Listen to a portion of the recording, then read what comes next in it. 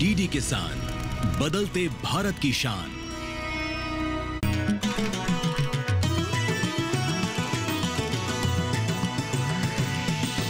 DD किसान, बदलते भारत की शान।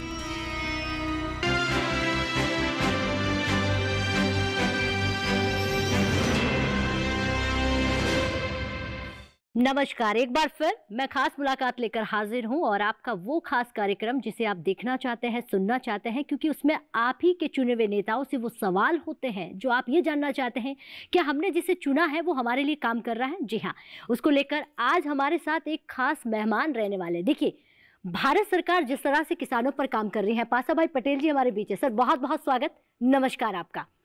और पासा भाई पटेल साहब महाराष्ट्र कृषि आयोग के अध्यक्ष हैं आप उस राज्य के। साथ ही साथ मैंने देखा है कि आप ढेर सारे ऐसे कार्यक्रम कर रहे हैं जो किसानों के जीवन को दशा देने के लिए, सुधारने के लिए। तो पहला सवाल यही होगा कि जो जलवायु परिवर्तन की हमारी जो बड़ी समस्या है, इसका समाधान बांस है, बैम्बू है? बिल्कुल। मुझे एक फॉरेस्ट के डीजी साहब ने मुझे कहा था कि पाशा जी, आप बांस के बारे में बहुत बात कर रहे हैं, क्या लगाव है आपका और बांस का? मैंने कहा था देखो, ग्लोबल वार्मिंग पे अटैक करने के लिए बांस ये मेरा वेपन है, ये वेपन है ये।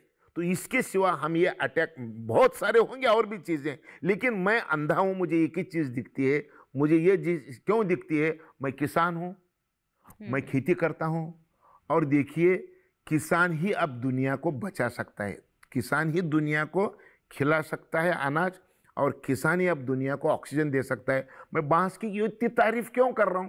बांस की तारीफ करने का कारण, इंसान को साल को 280 किलो ऑक्सीजन लगता है।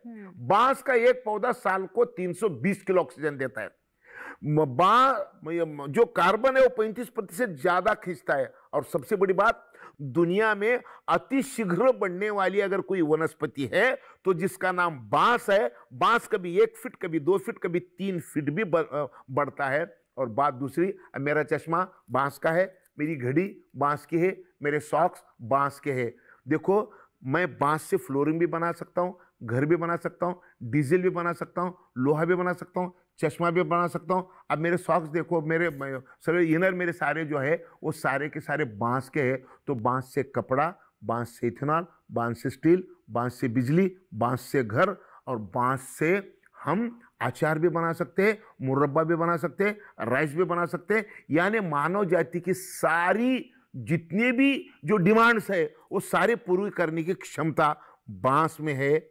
हमने देखा 2023 में माननीय प्रधानमंत्री जी ने जिस तरह से हमारे मिलेट्स को श्री अन्न का नाम दिया, जिस तरह से बांस को घास बोला, जिस तरह से अन्नदाता को ऊर्जावान बोला, ऊर्जादाता बोला, ऐसे नहीं जाने कितने हमारे देश में ऐसे काम किए होंगे जो वाकई में जो बांस लगाने वाले जो किसान थे, बांस लगाने वाली जो कम्युनिटी थी, उसने तो कभी सपने में नहीं सोचा था कि इस तरह से हमारा बांस जो है भारत में हमारे बांस की तारीफ होगी। लेकिन इसी के साथ एक सवाल होगा मेरा, अटल बांस समृद्धि योजना ये क्या है, किस तरह से ये काम करती है, और ये योजना हमारे किसानों के लिए, खास तौर पर जो बांस लगाते हैं, उनके लिए कितनी महत्वपूर्ण हो सकती है?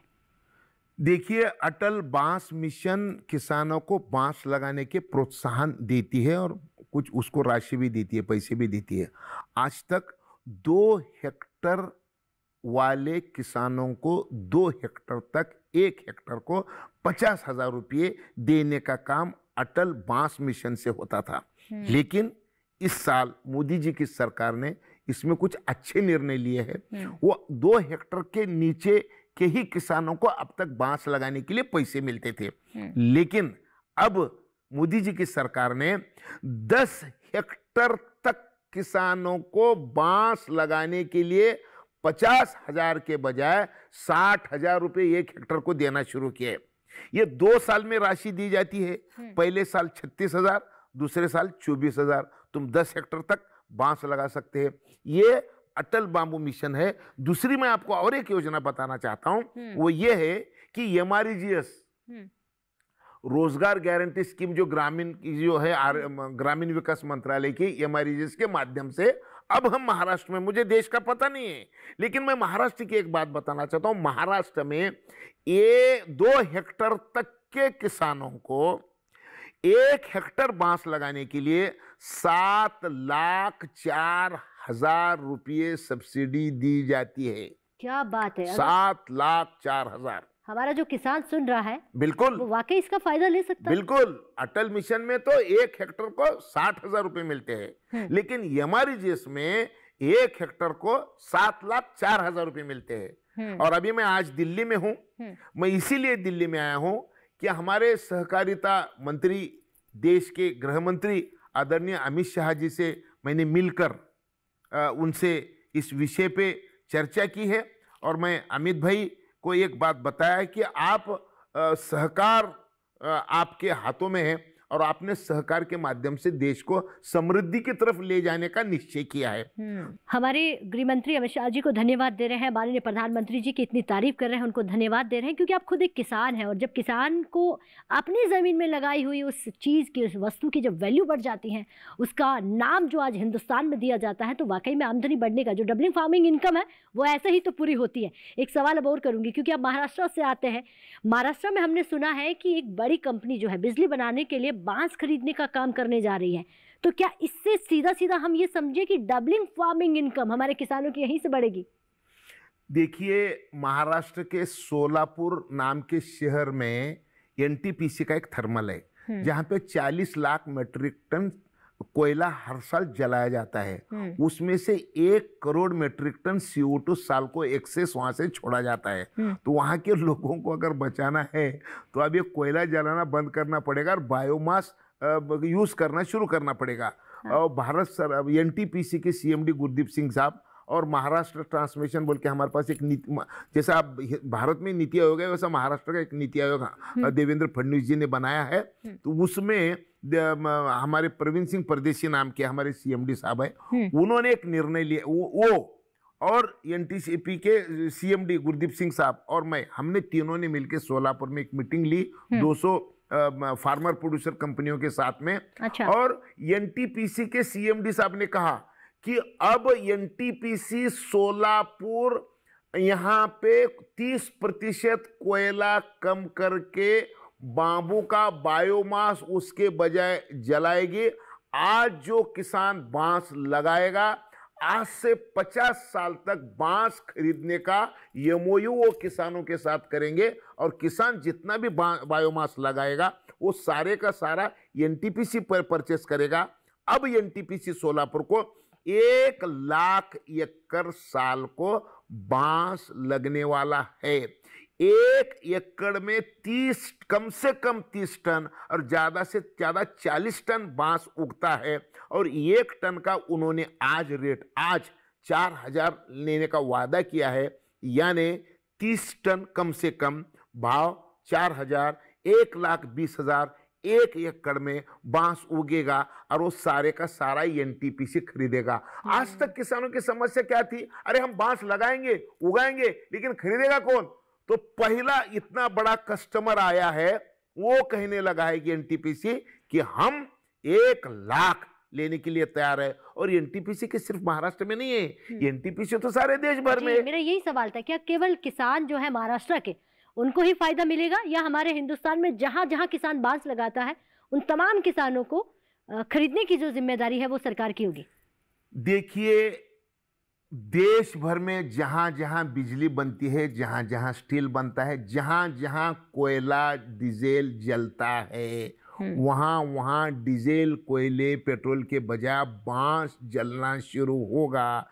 देश के सारे एरिया में बांस से बिजली बनना शुरू होगी, बांस से स्टील बनना शुरू होगा, बांस से कपड़ा बनना शुरू होगा। क्योंकि बांस का जो कपड़ा होता है, कॉटन के कपड़े में और बांस के कपड़े में अगर यूज करोगी तो आपको पता चलेगा। आप आज ही एक टॉवेल परचेस करो बाजार से जाते जाते बांस का, आपको पता चलेगा। मैं जो सॉक्स पहना 15-20 दिन अगर पहनूंगा ना तो भी मेरे पैर को कुछ प्रॉब्लम नहीं होता। कॉटन का 1 दिन अगर पहनेंगे तो दूसरे दिन हम पहन नहीं सकते, इतना अच्छा कपड़ा इसका बांस का होता है। आपने कहा कि देखिए राधिका जी, अगर आप सॉक्स यूज करेंगे या कोई भी कपड़ा बांस का यूज करेंगे, लेकिन अगर मैं साधारण बात करूं कि हर कोई उसे खरीद सकता है, प्राइस जो होगी वो ठीक है, हर कोई खरीद सकता है उसको? बिल्कुल। देखिए, तुम्हारे घर में जो फर्नीचर है ना, वो सागवान का फर्नीचर, टीकवुड का फर्नीचर और बांस का फर्नीचर ज्यादा फर्क नहीं पड़ेगा। तुम्हारी जो फ्लोरिंग है ना, ये तुम इटालियन मार्बल मंगाते हो, इधर का मार्बल मंगाते हो, उस मार्बल से आधे पैसे में तुम्हारे घर का फ्लोरिंग हम बांस का बनाते हैं। अभी मोदी जी ने लोकसभा में 5 lakh square feet flooring, Lok Sabha में तुम जाके देखो, नई लोकसभा में जितनी भी फ्लोरिंग है, जितने भी मंत्रियों के केबिन है, वो सारे के सारे बांस के फ्लोरिंग से बनाए गए हैं। मोदी जी का सबसे बड़ा काम अगर हम बोलेंगे तो उन्होंने बांस के लिए सच में क्या किया है, तो 5.5 लाख स्क्वायर फीट बांस का फ्लोरिंग नए लोकसभा में उन्होंने लगाया है। वो ये बात उनको समझते तो दुनिया के बोल तो देश के सारे लोगों को समझना चाहिए, सब मुझे लगता है। बिल्कुल, वाकई में अगर आपको शुरुआत करनी है किसी अच्छे काम की तो आप अपने घर से शुरुआत करें। लेकिन एक महत्वपूर्ण और सवाल होगा, क्या कोई खास जातियां हैं जो बांस को लगाती हैं, बांस की खेती करती हैं? अगर वो करती हैं तो उनके लिए आप किस तरह से काम कर रहे हैं? उन जातियों को बढ़ावा देने के लिए, उन किसानों को आगे लाने के लिए किस तरह से काम कर रहे हैं हिंदुस्तान में? देखिए, बांस की दुनिया भर में 1642 जातियां हैं जी। जैसा इंसानों में लोहार है, सुतार है, चमार है, कुम्हार है, नाई है, वैसा काम बदला की जाति बदलती, इस तरीके से बांस का है। उसका यूज बदला की जात बदलती है। जैसा आपने को बांसुरी बनाना है, बांसुरी का बांस अलग होता है, जानवरों को मारने का बांस अलग होता है, पुलिस के हाथ में की जो डंडा होता है उसका बांस अलग होता है, कपड़े का बांस अलग होता है, मूर्तियां बने का बुद्धा बांबू वो अलग होता है, फिश राड मछलियां पकड़ने का है वो बांबू अलग होता है, वो पहलवान जो बड़े बड़े उड़ियां मारते हैं उसके लिए बांस अलग होता है। तुम जितने भी काम लाओ, जैसा उपयोग वैसा जात बदलती है। लेकिन फिर भी अब ना बल्कोवा नाम की अच्छी वैरायटी है। इससे भी आगे फॉरेस्ट रिसर्च इंस्टीट्यूट देहरादून नाम की जो भारत सरकार की जो बड़ी संस्था है, वहाँ के अजय ठाकुर नाम के एक साइंटिस्ट है, उन्होंने बहुत मेहनत करके 585 नाम की नई वैरायटी निकाली है। 585 है, बल्कोवा है, टुल्डा है, कानवेल है, मानगा है, ऐसे बहुत हमारे तो बोलते हमारे देश में तो एक 7-8 अच्छी वैरायटी हम यूज कर सकते हैं। चाइना की अगर हम बात करेंगे तो आज हम जो काम कर रहे हैं वो चाइना 1980 में शुरू किया।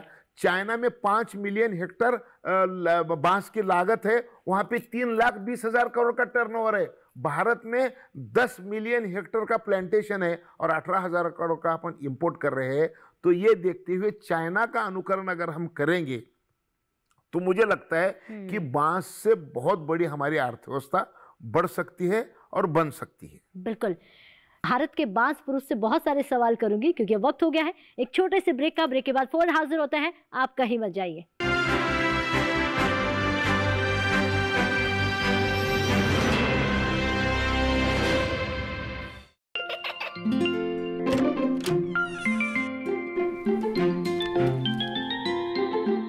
ये क्या हो रहा है?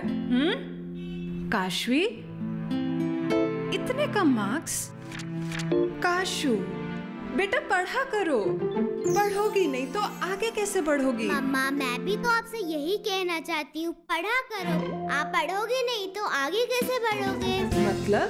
वो देखो। सिर्फ बैक पर छपा ऑर्गेनिक नहीं, ऑर्गेनिक का निशान पहचाने। पीजीएस ऑर्गेनिक का ये लोगो उन किसानों की पहचान है जो आज भी परंपरागत विधि से रसायन मुक्त खेती कर आपके लिए शुद्ध फसल उपजा रहे हैं।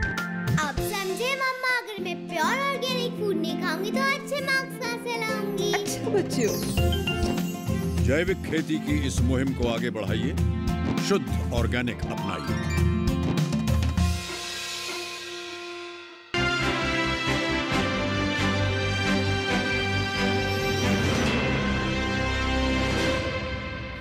तो ब्रेक के बाद बहुत स्वागत। चर्चा को आगे बढ़ाते हैं और जानते हैं कि बांस पुरुष आज हमें क्या क्या जानकारी दे सकते हैं, क्योंकि देखिए महत्वपूर्ण कार्यभार है इनके पास, लेकिन इसके अलावा हमें एग्रीकल्चर में, हमें किसानों के लिए, हमें अन्नदाताओं के लिए और क्या करने की ज़रूरत है जिससे हमारे किसानों की दशा और दिशा दोनों बदल जाए। तो देखिए महत्वपूर्ण आपने तमाम सवालों के जवाब दिए कि बांस जो है क्या कुछ कर सकता है, क्योंकि देखिए बांस पुरुष के नाम से आप जाने जाते हैं। तो हम बांस की बात आज इसलिए कर रहे हैं, वो बांस जिसे मोदी जी ने घास कहा, वो बेम्बू जो आज हर कोई लगाता है, लेकिन उस बेम्बू को किस तरह से वो अपने काम को, अपने रोजगार को आगे बढ़ा सकता है, उस पर हम सवाल कर रहे थे। अब मेरा एक महत्वपूर्ण और सवाल और आपसे होगा कि अगर महाराष्ट्र में हम कृषि की बात करें, क्योंकि आप महाराष्ट्र से आते हैं, तो कृषि के क्षेत्र की जो भूमिका है या कृषि के क्षेत्र में जो परिवर्तन है कितना आया है, आज की स्थिति महाराष्ट्र की कैसी है कृषि के क्षेत्र में? देखिए, महाराष्ट्र का किसान तो दुनिया से सबसे देश के किसानों में सबसे अगर बढ़िया कहाँ खेती होती है तो मैं तो बड़े गर्व से कहूँगा कि महाराष्ट्र में होती है। ग्रेप्स भी उगाते हैं, सोयाबीन भी उगाते हैं, गेहूं चावल भी उगाते हैं, और अब तो हम बांस उगाना शुरू किया है। इस साल से महाराष्ट्र में हमने हरित महाराष्ट्र की घोषणा की है, और हरित महाराष्ट्र की घोषणा करने के बाद हमने 21 लाख हेक्टेयर में प्लांटेशन लगाने का निर्णय लिया है। इसके लिए हम 7,04,000 रुपए दे रहे हैं। और आपको सबसे आश्चर्यकारक बात सुनने को मिलेगी, इस साल फाइनेंस बजट में हमारे चीफ मिनिस्टर और हमारे फाइनेंस मिनिस्टर ने 4,300 करोड़ रुपए महाराष्ट्र की तिजोरी से एक्सेस देने का निर्णय लिया है। 4,300 करोड़। मैं तो सारे देश के मुख्यमंत्रियों को इस बहाने, इस आपके माध्यम से विनती करना चाहता हूं, जो काम देवेंद्र फडणवीस जी ने 4,300 करोड़ के दे के किया है, और सिर्फ एक अच्छी चीज जो मुझे लगी देश में और एक जगह, वो है दिल्ली की मुख्यमंत्री। दिल्ली की मुख्यमंत्री जिस दिन वो मुख्यमंत्री हो गई, उसके तीसरे दिन उन्होंने 50 एकड़ में दिल्ली में प्लांटेशन किया है। अब दिल्ली को अगर बचाना है ना, तो 17 दिन स्कूल को छुट्टियां और ऑफिस को 15 दिन छुट्टियां। अब आज बारिश ज्यादा हुई इसलिए छुट्टी, आज टेम्परेचर बढ़ा इसलिए छुट्टी। तो अब एक दिन ऐसा होगा कि काम कम और छुट्टियां ज्यादा लेने की नौबत दिल्ली में आ गई। नहीं तो दिल्ली के बारे में अब ऐसा ही बोला जा रहा है कि दिल्ली में और गांव में रहने से क्या फर्क पड़ता है। तो गांव का आदमी 10 साल ज्यादा जीता है, और वही आदमी दिल्ली में लाके रखे 10 साल पहले मरता है। अब तुम सारे फेफड़े अगर निकाल के देखोगे तो पूरे दिल्ली वालों के फेफड़े काले हो गए, ऐसा डॉक्टर बोल रहे हैं। तो ये जलवायु परिवर्तन का जो मसला है, इसको अगर बचाना, इसको देखते हुए अगर दिल्ली वालों को अगर बचाना है ना, तो यहाँ पे प्लांटेशन बड़े, पूरी यमुना नदी जो है, वो यमुना के किनारे 90 किलोमीटर बांस का प्लांटेशन अगर होगा, और दिल्ली के आसपास 100 किलोमीटर तक सारे किसानों को बोल के अगर हम वृक्ष लगाएंगे, वृक्ष में भी बाम्बू वृक्ष अगर लगाएंगे, तो दिल्ली का आरोग्य सुधर सकता है और दिल्ली बच सकती है, कि दिल्ली के लोगों का भविष्य भी सुधर सकता है। ये भी उसकी एक बहुत बड़ी दवा है। जी जी, पाशा भाई पटेल साहब, कृषि मूल्य आयोग की भूमिका क्या है? किस तरह से हम किसानों की आमदनी बढ़ा सकते हैं, इस पर भी आप थोड़ा सा बताइएगा। देखिए, हमारा काम है, मैं एग्रीकल्चर प्राइस कमीशन का दूसरी बार चेयरमैन हूँ। मेरा काम ये है कि कौन से क्रॉप को कितने पैसे लगते हैं उसका कैलकुलेशन करना 4 एग्रीकल्चर यूनिवर्सिटी के माध्यम से, और भारत सरकार को पहुंचाना, ये हमारा काम है। हम पूरा जो भारत सरकार का कृषि मूल्य आयोग है, वो कृषि मूल्य आयोग महाराष्ट्र के ऊपर इल्ज़ाम लगाता है कि महाराष्ट्र में हर बार बहुत ज़्यादा डिमांड आती है एमएसपी की। लेकिन एक बात मैं आपको बताता हूँ, सारे देश में सही कैलकुलेशन कैसे करना चाहिए, इसका कोई अच्छा एग्जाम्पल है तो महाराष्ट्र है। मैं उसका चेयरमैन हूँ, इसके लिए नहीं बोल रहा हूँ मैं, लेकिन महाराष्ट्र का जो कैलकुलेशन करने का जो हमारा जो डिपार्टमेंट है, वो बहुत ही, चारों एग्रीकल्चर यूनिवर्सिटी का उनको सलाम करना चाहिए। बहुत अच्छे तरीके से वो हमारे लागत क्या क्या होता है, तो कौन से क्रॉप के लिए, ये बहुत अच्छी, इसका एक अच्छा सबूत है। और हम तो ऐसा कहते हैं कि देश के सारे राज्यों के जो लागत मूल्य आयोग के जो लोग हैं, उनके वो सब के सब महाराष्ट्र के साथ बैठना चाहिए, तो ही किसानों की आत्महत्या कम होगी, वरना नहीं होगी, ऐसा हमारा कहना है। तो हमने कृषि मूल्य आयोग की बात की, हमने तमाम बांस को लेकर बातचीत की, कृषि के क्षेत्र को बढ़ावा देने की बात की, किसानों यानी कि अन्नदाताओं की आमदनी को बढ़ाने पर बात की। अब ऐसे में अगर एक मेरा सवाल होगा, वो आखिरी सवाल इसलिए होगा क्योंकि हमने तमाम सवालों के जवाब आपसे ले लिए हैं। आगे का विजन क्या है, क्या रोड मैप है आपके पास कि आने वाले समय में, सिर्फ महाराष्ट्र की बात हम नहीं करेंगे क्योंकि देखिए बांस पुरुष हैं आप, और पूरे हिंदुस्तान में कई जगहों पर बांस होता है, बेम्बू होता है, तो इस तरह का क्या रोड मैप तैयार किया जा रहा है कि हमारे अन्नदाताओं को और मदद और उनकी उन्नति हो? देखिए, रोड मैप के लिए तो मैं दिल्ली आया हूँ। मैं दिल्ली इसलिए आया हूँ कि 22 अप्रैल को वर्ल्ड अर्थ डे है, तो पूरी दुनिया सेव अर्थ बोलते, पृथ्वी को बचाने के काम में ये पृथ्वी को बचाने के लिए पूरी दुनिया के लोग वर्ल्ड अर्थ डे मनाते हैं। लेकिन ये अर्थ ही बचेंगे नहीं तो इसका अर्थ क्या है?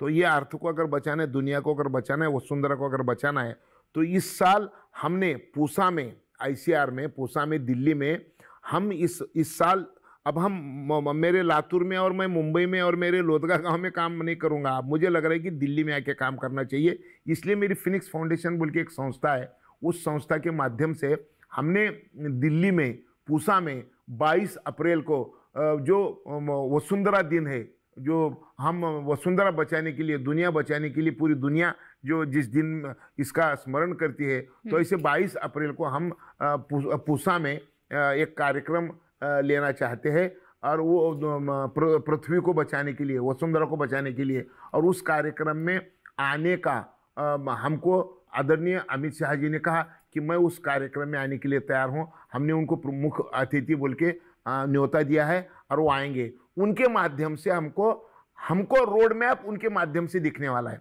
वो ये है कि आज तक कार विभाग के स्लोगन क्या है?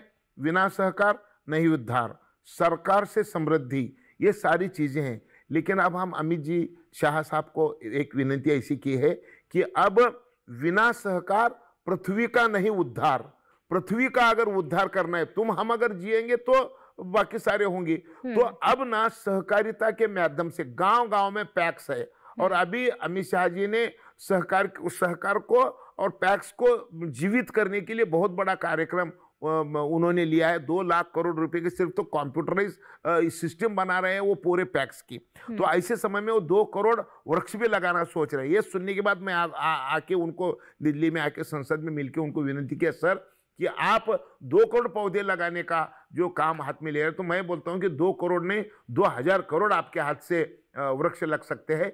इसलिए MRGS के पैसों में सहकार विभाग के माध्यम से ये प्लांटेशन का काम हाथ में लेना चाहिए। और मुझे ऐसा विनती करनी है अमित शाह जी को, मैंने की है और वो उन्होंने मान भी लिया है। हरित भारत, जो हरित महाराष्ट्र की कल्पना हमारे मुख्यमंत्री के माध्यम से हम जो महाराष्ट्र में शुरू की थी, अब वो हरित भारत की भूमिका होगी और हर स्टेट में 10-10, 20-20 लाख हेक्टर बांस का प्लांटेशन होगा और 1 हेक्टर प्लांटेशन करने के लिए 7 लाख रुपए हम दे सकते हैं।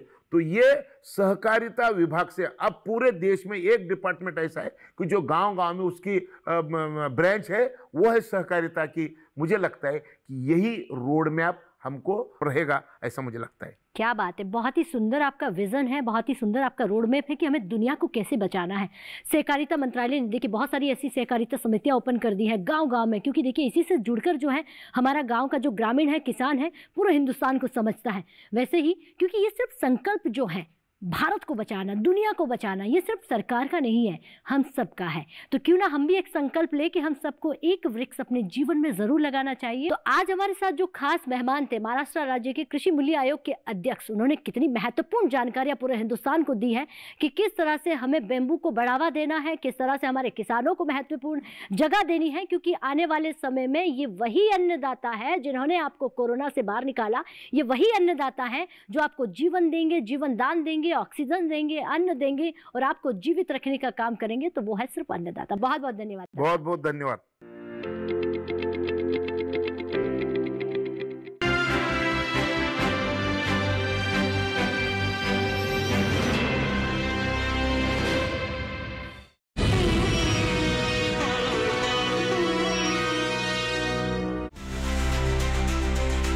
हल चलाए, ज्ञान सिखाए, सपनों के बीज वो खुद बो जाए।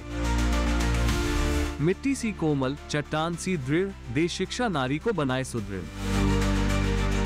अक्षर उगाए, खेत संवारे, नई रोशनी हर घर में उतारे।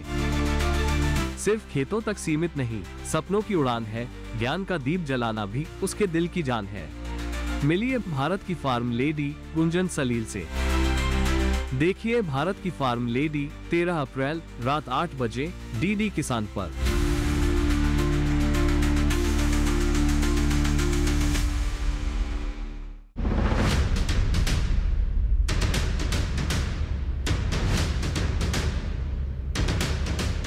नमस्कार, किसान पृष्ठ मंच में आप सभी का स्वागत है। आज किसान पृष्ठ मंच का कारवां नई दिल्ली के नजफगढ़ के सारंगपुर पहुंचा है।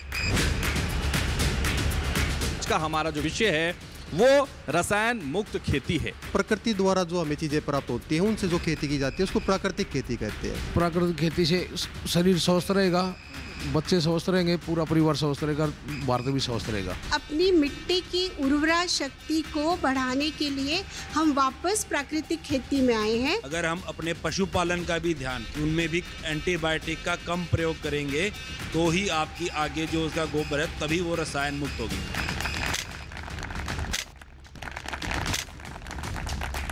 देखिए किसान प्रश्न मंच सीजन 2 हर रविवार शाम 8:30 बजे सिर्फ दूरदर्शन किसान पर। नमस्कार, किसान यात्रा में आपका स्वागत है। मैं हूं आपके साथ हैदर ज़ेदी। हम समझेंगे कि कितने विकास के पथ पर हैं हमारे किसान।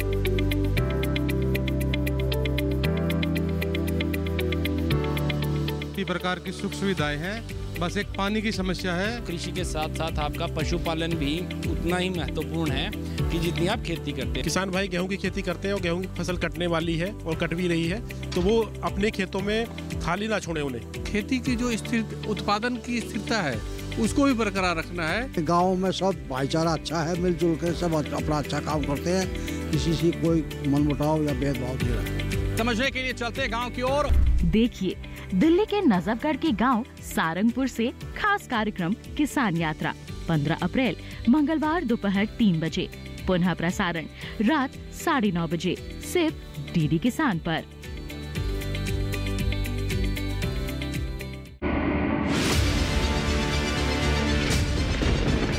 बारिश हो या हो तूफान, ओलावृष्टि या तापमान, या हो पर्यटक स्थलों का पूर्वानुमान, पाला हो या कोहरा हो, या हो वायु की गुणवत्ता, सबकी सटीक जानकारी, सबका सटीक विश्लेषण। देखिए हमारे साथ मौसम खबर में। मौसम खबर, देश के मौसम का सबसे तेज और सटीक विश्लेषण, रोजाना शाम 7:30 बजे डीडी किसान पर।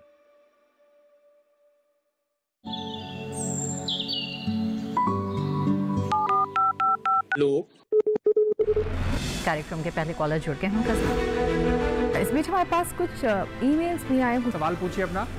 में जो मकान पैदा करेंगे इनमें कौन सी सावधानी बरतनी है? गर्म इलाकों के लिए आप HRM 99 इनसे आप कुछ फल ले सकते हैं। जैस्मीन के पेड़ पे जैस्मीन उसको पूरी खुली धूप चाहिए। फसल में कीट लगा हो या कोई बीमारी, पशुपालन में हो कोई दिक्कत या चाहिए कोई जानकारी, फोन उठाइए, नंबर मिलाइए और कहें हेलो किसान।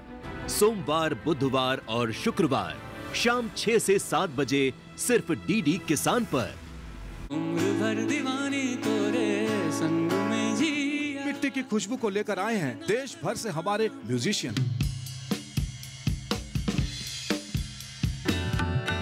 इतना सुर में और इतना मीठा लग रहा था आपका प्लेइंग, बहुत अच्छे से आपने बजाया। जरूर देखिए ministry of information and broadcasting and waves 2025 create in India challenge प्रस्तुत करते हैं सिम्फनी ऑफ इंडिया, भारत की गूंज। सोमवार से शनिवार प्रातः 9:30 बजे डीडी नेशनल पर। इंडियन टेलीविजन के इतिहास में पहली बार एक ऐसा शो जहां हिंदुस्तानी शास्त्रीय संगीत में प्रशिक्षित धुरंधर गायक आपस में टकराएंगे। हर राग, हर आलाप और हर तान में गूंजेगी एक नई कहानी। सुरों के मंथन से निकलेगी एक ऐसी आवाज जिसे दुनिया कहेगी। प्रतिदिन शाम 4:30 बजे डीडी नेशनल पर।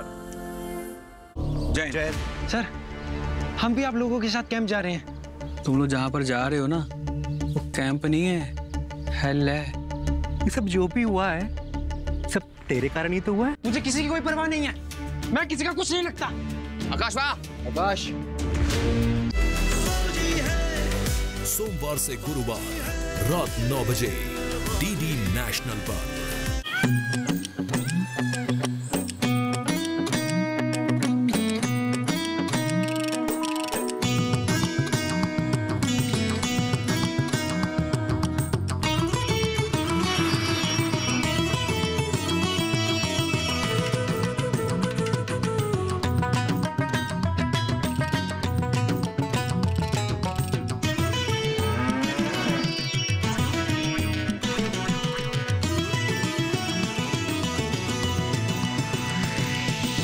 डीडी किसान, बदलते भारत की शान।